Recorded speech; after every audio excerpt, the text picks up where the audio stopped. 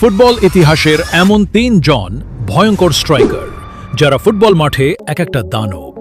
শেষের জনকে দেখার পর আপনিও বলবেন নম্বর ৩, কিলিয়ান এমবাপে। ফ্রান্সের এই ফুটবলারকে বিশ্বের অন্যতম দ্রুততম ফুটবলার বলা হয়, যার গতির সাথে ভালো ভালো খেলোয়াড়ও পিছিয়ে থাকে, এমনকি তাকে চিতাবাঘের সাথেও তুলনা করা হয়। নম্বর ২, ভিক্টর ওসিমহেন। নাইজেরিয়ার এই ফুটবলার দুর্দান্ত গতি এবং অন্যতম শক্তিশালী হেডিংয়ের জন্য বিখ্যাত। সে এমন এমন উচ্চতায় হেড মারে যেটা দেখতে অবিশ্বাস্য হলেও সত্য। নম্বর ১। তার আগে তুমি যদি মেসি ফ্যান হয়ে থাকো তাহলে লাইক করো, আর যদি নেইমার ফ্যান হয়ে থাকো তাহলে সাবস্ক্রাইব করো, আর তোমার প্রিয় ফুটবলারের নাম কমেন্টে জানাও। নম্বর ১। Erling Haaland. নরওয়ের এই ফুটবলারের কথা তো না বললেই চলে।